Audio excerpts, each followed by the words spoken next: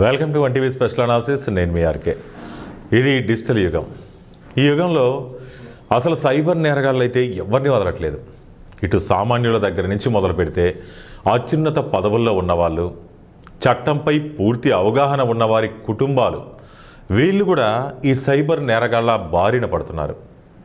అసలు ఏంటి కారణం? సైబర్ నేరగాళ్ళు అంత ఈజీగా ఎలా ట్రాప్ చేస్తున్నారు, ఎలా మోసం చేస్తున్నారు? దీనికి కారణం చెప్పాలంటే ఆశ అనేది కారణం. కానీ ఆశ అందరికీ ఉంటుంది.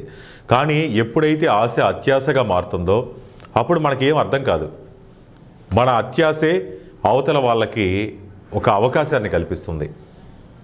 ముఖ్యంగా అసలు షేర్ మార్కెట్ పేరు మీద మోసాలు అయితే చాలా జరుగుతున్నాయి. షేర్ మార్కెట్లు కానీ, ఈజీ మనీ కానీ, రోజుకి 5,000 లాభం. ఒక రోజుకి 5,000 మనం పెట్టేటటువంటి చిన్న మొత్తం అనేది 5,000 లాభాన్ని తీసుకొస్తుందా ఒక రోజుకి? అసలు ఎలా నమ్ముతున్నారు దీన్ని? 5,000 అనేది ఏ విధంగా వస్తుంది?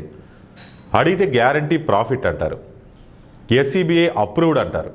ఈ మాటలు వింటే చాలు ఆశ. ఖచ్చితంగా ఇదే సైబర్ నేరగాళ్ళకి నిజమైన ఇన్వెస్ట్మెంట్. అంటే మన ఆశ అనేది సైబర్ నేరగాళ్ళ ఇన్వెస్ట్మెంట్. దీనికోసం కొన్ని గ్రూపులు సృష్టించుకుంటారు వాళ్ళు.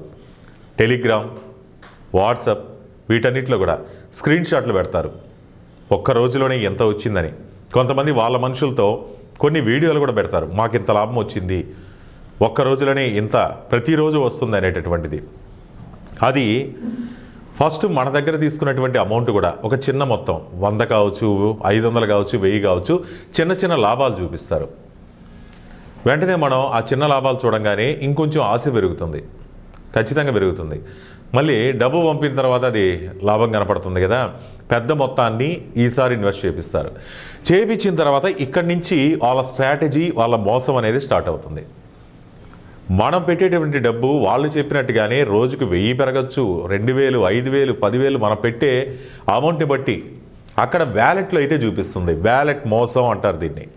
వ్యాలెట్లో మాత్రం వాళ్ళు చెప్పినటువంటి అమౌంట్ మన వ్యాలెట్లో యాడ్ అవుతూ వస్తుంది. మనకి ఇంకా ఓకే, మనకి ఇంత లాభం వస్తుంది, వీళ్ళు చెప్పినట్టుగా చేశారు అనేటటువంటి భ్రమలో ఉండిపోతాం. కానీ ఎప్పుడైతే మనం విత్డ్రా చెయ్యాలని చెప్పి ప్రయత్నిస్తామో అప్పుడు తెలుస్తుంది. కానీ విత్డ్రా చేయడానికి అవకాశం ఉండదు, అకౌంట్ లాక్ అయి ఉంటుంది. ఆ విత్డ్రా చేయాలంటే ఇంకొంత ఇన్వెస్ట్ చేయమంటారు, మళ్ళీ చేస్తారు, మళ్ళీ అదే ఆశ. అలా చేసుకుంటూ ఒకానొక దశకి రియలైజ్ అవుతారు. కానీ ఈలోపు జరగాల్సినటువంటి డ్యామేజ్ అంతా జరుగుతుంది. ఆ తర్వాత ఎక్కడికి వెళ్ళాలి, ఏం చేయాలనేది తెలియనటువంటి పరిస్థితి. అసలు షేర్ మార్కెట్ అంటే అంత ఈజీగా వస్తుందా డబ్బు? అసలు షేర్ మార్కెట్ అంటేనే గ్యారంటీ లేనటువంటిది. లాభం రావచ్చు, రాకపోవచ్చు. దానికి ట్రస్టెడ్ ఉంటాయి వెబ్సైట్స్. వాటి ద్వారా వెళ్తే మనం లాభమన్నా సంపాదించవచ్చు, న్యూట్రల్గా ఉండొచ్చు, లేదా నష్టపోవచ్చు. ఏదో ఒకటి జరుగుతుంది. కానీ ఖచ్చితంగా లాభాలు ఇస్తుంది అనేటటువంటిది షేర్ మార్కెట్లో ఉండదు. కానీ మనం త్వరగా డబ్బు సంపాదించాలనే ఆశ, రాత్రికి రాత్రి లక్షాధికారులు, కోటీశ్వరులు అవ్వాలనేటువంటి ఆశ. వీటన్నిటికీ కారణం ఏంటంటే సోషల్ మీడియాపై నియంత్రణ లేకపోవడం. మనకు అసలు సోషల్ మీడియాలో పొద్దున్న లేచినప్పటి నుంచి రాత్రి అయ్యేంత వరకు మనం సోషల్ మీడియా ఫాలో అవుతూనే ఉంటాం, మోసాలు చూస్తూనే ఉంటాం, ఎక్కడెక్కడ ఏం జరుగుతున్నది. కానీ వాటిపై అవగాహన అనేది పెంచుకోం, వెళ్ళి అదే ట్రాప్లో పడుతున్నాం. అసలు నిజం చెప్పాలంటే ఎక్కడ కూడా సోషల్ మీడియాలో వచ్చేటటువంటి నకిలీ వెబ్సైట్లు కానీ ఏదైనా కానీ మనం చెప్పాలనుకునేది ఏంటంటే గ్యారంటీ అనే పదం ఎక్కడా ఉండదు. అటువంటి మోసాలు జరుగుతున్నాయి. కానీ ఇప్పుడు ఇదంతా మనం ఎందుకు చెప్పుకుంటున్నామంటే ఇలాంటి మోసమే ఒకటి జరిగింది. అది కూడా మన తెలుగు రాష్ట్రాల్లో. సిబిఐ మాజీ జేడీ లక్ష్మీనారాయణ అర్ధాంగి నుంచి 2.58 కోట్లను సైబర్ నేరగాళ్లు కాజేశారనేటువంటి వార్తలు అయితే ఈ 1-2 రోజుల నుంచి సోషల్ మీడియాలో విపరీతంగా హల్చల్ చేస్తుంది. వాళ్ళు స్పందించకపోయినా కానీ, లక్ష్మీనారాయణ గారు స్పందించకపోయినా కానీ ఈ వార్త అనేది హైలైట్ అవుతుంది. అది ఏ విధంగా అనేది, వాటి సారాంశం ఏందనేది చూస్తే వాట్సాప్ గ్రూపులు, నకిలీ యాప్స్ ద్వారా ఈ మోసం ఎలా జరిగిందనేది చూద్దాం. స్టాక్ మార్కెట్ అన్నారు, ట్రేడింగ్లో భారీ లాభాలు వస్తాయన్నారు. ఆమె దగ్గర నుంచి 2.58 కోట్లు మొత్తం లూటీ చేశారట సైబర్ మోసం పేరిట. అసలు ఈ సైబర్ మోసం ఎలా జరిగిందంటే 2025లో దీనికి బీజం వేసుకున్నారు. ఆయన భార్య దగ్గర నుంచి మొబైల్ నెంబర్కు అపరిచిత వ్యక్తుల నుంచి ఒక మెసేజ్ వచ్చింది. చాలామంది చెప్తుంటారు, ట్రాయ్ కూడా చెప్తుంటుంది, అపరిచిత మెసేజ్ల దగ్గర మెసేజ్లకు స్పందించొద్దు, ఓటీపీలు చెప్పొద్దు, ఏ బ్యాంకు అధికారులు కానీ బ్యాంకు నుంచి కానీ ఎవరు కూడా ఓటీపీ ఫోన్ చేసి అడగరు అనేటటువంటిది. కానీ అవన్నీ పక్కదారిని పట్టించేస్తారు. అధిక లాభాలు వస్తాయని ఆవిడికి చెప్పి నమ్మించి ఈ విధంగా చేశారు. First stock market profit guide exchange అనే వాట్సాప్ గ్రూప్ ఒకటి క్రియేట్ చేసి ఆమెకు పంపించారు. తర్వాత ఆమె భర్త అయినటువంటి లక్ష్మీనారాయణ గారి నెంబర్ని కూడా నవంబర్ 29వ తారీఖు ఆ గ్రూప్లో యాడ్ చేయించారు. ఇలా కుటుంబం మొత్తాన్ని ఈ ట్రాప్లోకి లాగడానికి స్కెచ్ చేశారు. Stock market treasure hunting secrets అనే పుస్తకాన్ని కూడా మేము రచించాం. ఎందుకంటే దీంట్లో ఎలా లాభాలు పొందాలి, దాని రూల్స్ ఎలా ఉంటాయి, రెగ్యులేషన్స్ ఎలా ఉంటాయి, ఇవన్నీ కూడా మేము రాసామంటూ నమ్మించే ప్రయత్నం చేశారు. దీంట్లో దానికి ఒక వెబ్సైట్ కూడా ఇచ్చారు. కొన్ని బ్రోకరేజ్ అనమాట, ఎప్పుడు పెడితే ఎలా వస్తుంది ఏంటనేది, వాళ్ళకి సంబంధించినటువంటి కొన్ని ధ్రువపత్రాలు కూడా నమ్మించేందుకు నకిలీ ధ్రువపత్రాలు కూడా షేర్ చేశారు. ప్రొఫెషనల్తో మాట్లాడిచ్చారు. ఎటువంటి అనుమానం లేకుండా ఇదంతా కేవలం మాటలతో సరిపెట్టలేదు. ఆ తర్వాత ఒక లేడీని కూడా దీంట్లో ఈ గ్రూప్లోంచి తీసుకొని వచ్చి ఆమె కొంచెం హల్చల్ చేసేది, హడావిడి చేసేది, ఇది పెట్టండి ఎంత వస్తుంది, ఇది పెట్టండి ఎంత వస్తుంది అని చెప్పి.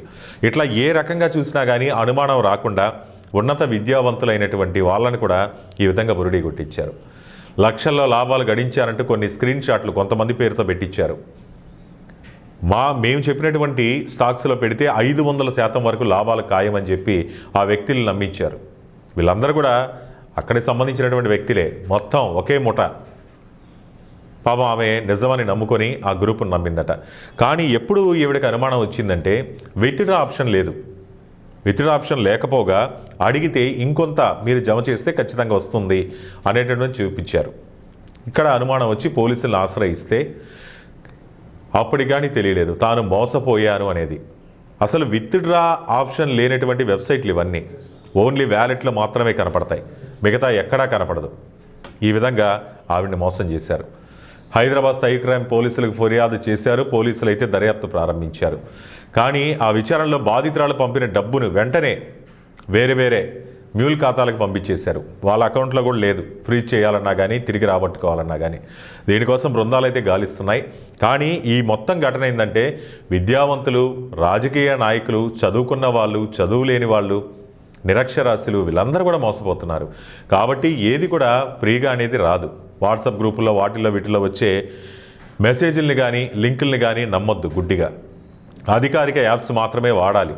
స్టాక్ మార్కెట్లో ఏదైనా కానీ మనం ఇన్వెస్ట్ చేయాలన్నా, లాభాలు తెచ్చుకోవాలన్నా కానీ స్టాక్ మార్కెట్లో మాత్రమే. ఏ రోజు కూడా స్టాక్ మార్కెట్లో గ్యారంటీ అనేది ఉండదు. కాబట్టి సైబర్ నేరగాల పట్ల ఎప్పుడూ అప్రమత్తంగా ఉండాలి. ఈ ఉదాహరణను కూడా మీరు పరిగణలోకి తీసుకోవాలి. కానీ ఇందులో నిజాలు ఎంత ఉన్నాయో తెలియకపోయినా, వాళ్ళు డైరెక్ట్గా స్పందించకపోయినా కానీ ఈ విషయం హైలైట్ అవుతోంది. ఇప్పుడు ఇదే హల్చల్ చేస్తుంది.